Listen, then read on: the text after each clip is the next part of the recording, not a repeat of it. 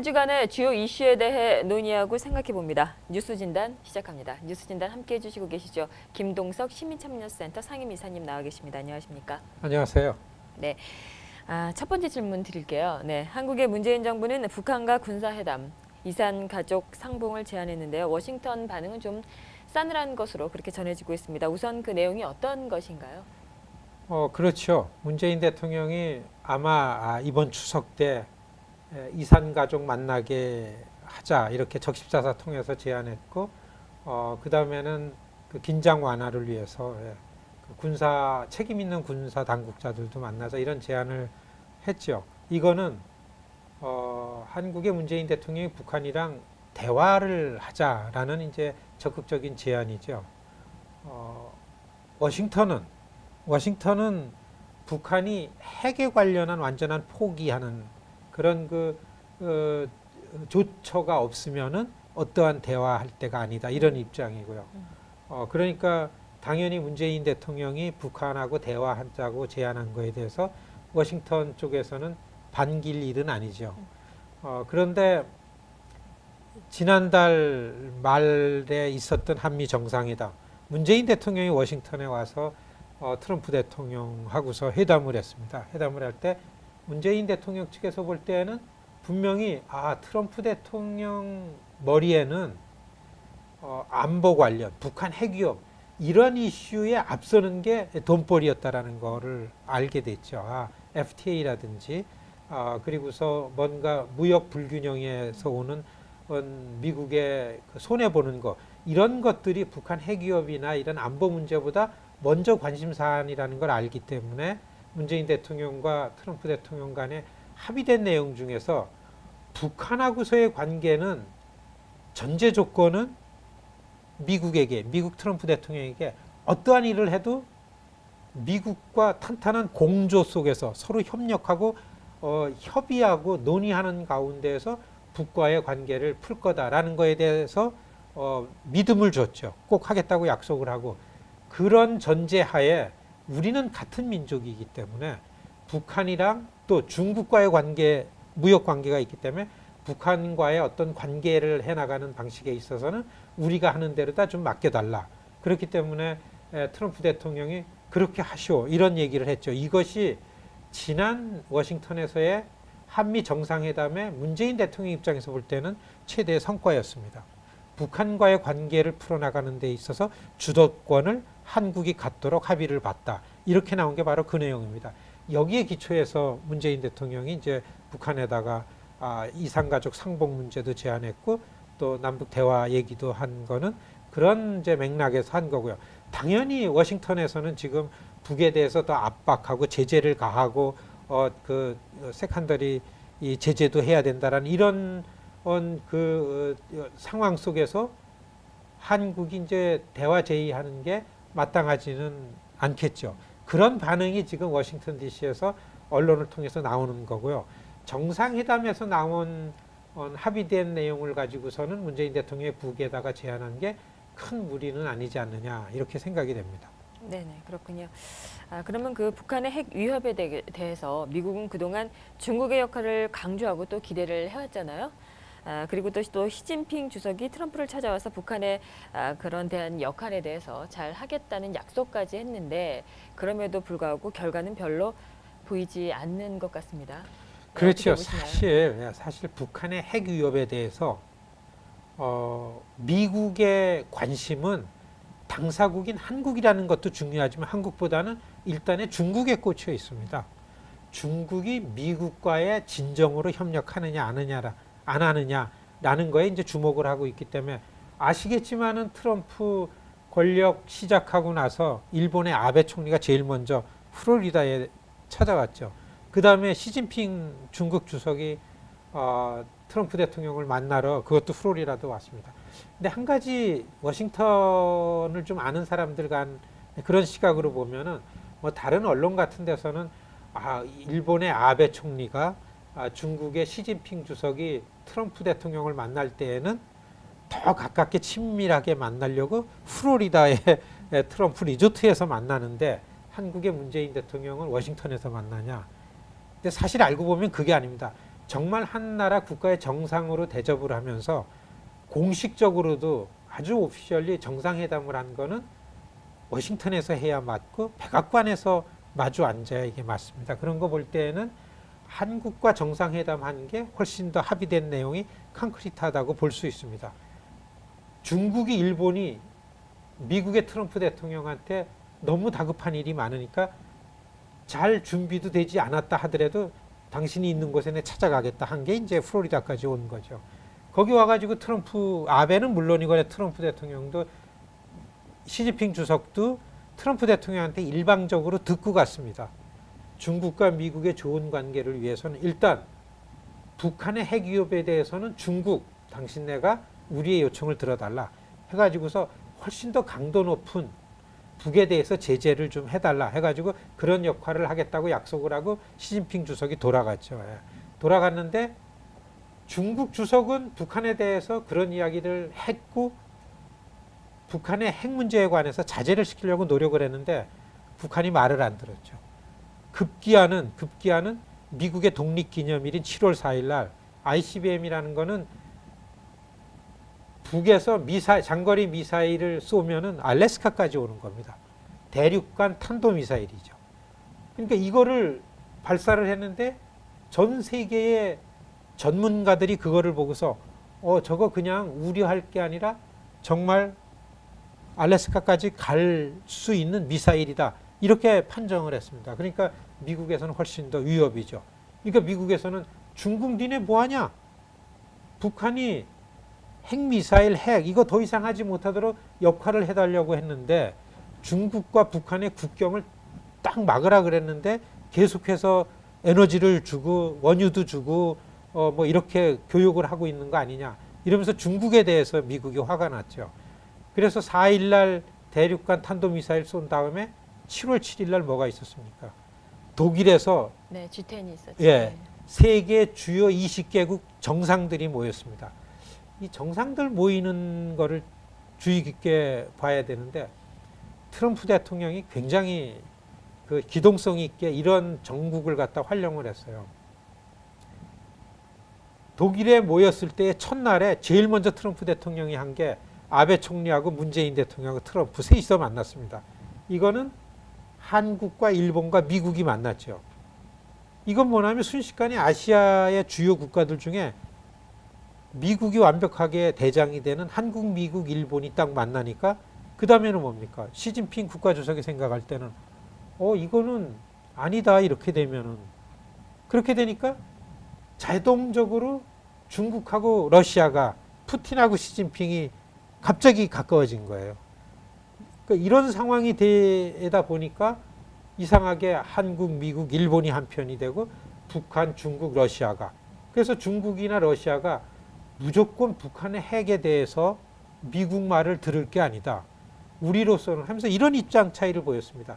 미국에서는 지금 당장의 북이 핵에 관해서 포기를 해야만 북과의 대화도 하고 다른 옵션들을 갖고 이 북한과 미국, 북한과 서방 세계의 관계에 우리가 오픈을 하는데 허용을 하겠다 이거고 그 다음에 시진핑 주석은 지금 있는 상황에서 서로 얼굴을 맞대고 북한이 핵을 포기하고 대신에 미국은 북한의 요청을 들어주고 이렇게 시작을 이게 대화를 같이 맞대자라는 얘기를 하지만은 내용면에서 엄청 차이가 난 거죠. 이런 내용으로 갈라지고 말았습니다. 이걸 갖다가 그 전문가들은 뭐라고 하냐면은 이번 독일에서 모였던 G20 20개국 정상회담을 통해서 신냉전 시대가 도래한 것 아니냐 이런 내용이 되니까 일본과 한국과 미국이 한편이 되고 북한과 중국과 소련이 러시아가 한편이 되는 이런 구도는 우리 한국한테는 굉장히 유리한 게 없습니다. 여기에서 좀 불리한 상황이 좀 발생했죠. 그래서 G20가 끝난 다음에 그 새롭게 조성된 한반도를 놓고 한반도를 둘러싼 주변 주요 국가들 간의 이런 관계가 한국에게 별로 유리하게 되지 않았기 때문에 지금 굉장히 어려워졌죠. 갑자기 한미 정상회담은 성공을 했지만은 이렇게 러시아와 중국이 갑자기 밀착되는 바람에 그래서 이런 상황을 놓고서 팽팽한 긴장 상황이 시작되는데 한국에서 남북 대화를 제안하고 적극적으로 나오는 거에 대해서 미국에서는 약간 우려를 하고 있게 된 게 요게 지금 G20 이후에 새로 조성된 한반도 주변의 상황입니다. 네. 좀 더 알아보겠습니다. 문재인 대통령이 그럼 워싱턴을 방문해서 그 트럼프 대통령과의 한 정상회담은 지금 앞서 말씀 주신 대로 성공적인 회담이라고 말씀을 주셨습니다. 이런 가운데 문재인 대통령은 북한의 대화 제의를 했고 또 그것에 워싱턴은 못마땅하게 생각을 하고 있고요. 이거를 어떻게 봐야 되는지 좀 다시 한번 좀 짚어주신다면요. 이제 앞으로의 전망을 네네. 언급을 하셨는데요. 네네. 대단히 중요합니다. 사실 세상의 일이라는 거는 되어진 상황 속에서 그대로 되는 게 별로 없습니다. 서로 자기한테 자기 진영에 자기 측 자기 국가에 유리하도록 서로 노력을 하는 거죠. 그러니까 이제 포스트 국가는 미국인데 이제 한국과 미국 상황 속에서 한국 쪽에서는 한반도의 평화와 안정을 위해서 대화라는 방법으로 가려고 하는 게 문재인 정부의 입장이고 노선이고 미국은 계속해서 북한하고 좀 어떻게 잘 협상을 해 보려고 했는데 성과가 없고 북은 더 위협적이고 더 위험해졌다. 그렇기 때문에 이제는 북을 봉쇄하고 압박하고 제재를 강화하려는 노선이고 그런 입장 차이가 있는 상황인데 이게 조금 더 악화됐습니다. 설명드렸던 것처럼 중국과 러시아가 밀착이 되고 또 일본의 영향 때문에 일본의 이런 안 보이는 노력으로 인해서 한국과 미국과 일본이 또 이렇게 하나가 되고 이렇게 되니까 정말 여러분 생각해 보시면요. 지난 동서냉전 때 중국과 소련과 이쪽하고 서방 국가와 이런 냉전 지난 한 세기 냉전 때에 미국은 이득을 봤어요. 미국은 냉전이 되면은 장사할 게 많아집니다. 전 세계에 퍼져 있는 미군 기지들이 이게 다 돈 아닙니까? 그리고 미국에서 개발하는 무기라든지 이런 냉전이 되면 미국은 장사가 잘고 돈벌이가 되는데 냉전이 해체되고 동서냉전이 해체되니까 미국이 이제 어려워지고 미국이 경제가 거품이 커지고 이렇게 어려워졌는데 어떻게 보면은 미국의 우파들이 미국의 강경파들은 이렇게 냉전 분위기로 가는 게 미국의 경제를 살리는데 유리할 수도 있다라고 생각하는 부분들이 분명히 있고요. 그런데 지난 냉전 시기 동안에 우리 한국뿐만 아니라 해외에 나가서 살고 있는 한인들도 남과 북이 이렇게 분단돼 있다는 게 얼마나 고통스럽습니까? 특히 미국에 있는 한인들이 북한이 핵을 개발해서 위협할 때마다 얼마나 마음 졸이고 분리하고서 이게 위험한 일이죠. 그렇기 때문에 또 냉전이 된다 그러면은 참 우리 한민족은 지난 한 시대에 조성됐던 이념으로 인해 가지고 나라가 분단이 됐는데 다른 데는 다 해결됐잖아요. 독일 보세요. 근데 우리는 이거를 마지막 분단 국가인 한국 이러던 게 노력은 했지만 아직 이게 효과가 없고 결론이 안 났는데 또 냉전으로 들어가면 이게 어떻겠냐. 한 걱정이죠. 사실 중국이나 일본은 한반도가 한국이 통일이 되는 걸 원하지 않다. 이거는 누구나 다 알죠. 일본은 일본 나름대로, 중국은 중국 나름대로 한반도가 갈라져 있어야 적절하게 활용하면서 장사를 해 먹을 수 있으니까. 그렇기 때문에 참 안타깝죠. 그래서 이걸 돌파해야 되는데 사실 지금 경제적인 논리로 이런 냉전이라는 부분이 그리고 북한을 자꾸 이 제재를 강화해 가지고서 대결 국면으로 가는 게 미국에게 도움이 안 된다. 이런 논리가 좀 필요합니다. 이렇게 볼 때에 문재인 한국의 새 대통령이 워싱턴에 달려와 가지고 어떤 신뢰를 줬나 하면 사실 워싱턴의 리더십들한테 노무현 정부 때의 노무현 대통령의 참모를 하던 사람이 다시 대통령이 됐기 때문에 이 대통령이 미국에 대해서 좀 마땅차게 생각하고 미국이랑 딴 길로 갈 거 아닌가라는 우려가 많았습니다. 그런데 문재인 대통령 지난달 말에 와서 정상회담 한 나흘 동안에 워싱턴에 있으면서 이거에 대해서 한 거의 4분의 3, 전문가들은 한 4분의 3, 한 70에서 한 80%가량 이런 문제를 해소했다라는 평가를 하죠.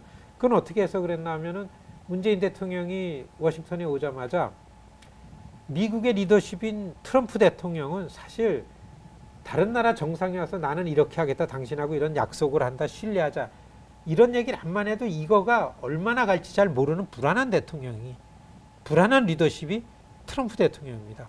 그래서 한국의 이 정상회담 준비하는 팀이 그러지 말고 대통령은 대통령이지만은 미국을 움직이는 절반 이상의 권력이 있는 의회의 지도자들은 상식적이고 아주 진지하고 그래도 미국의 건강한 사회를 위해서 일하는 리더십들이 모여있는 의회 일정을 먼저 했고 잘했습니다. 진짜 문재인 대통령이 정상회담 때 워싱턴에 오셔가지고 의회 의원들, 의회 지도부하고 만난 거를 보면은 굉장히 전공법을 쓰고 돌파를 했다.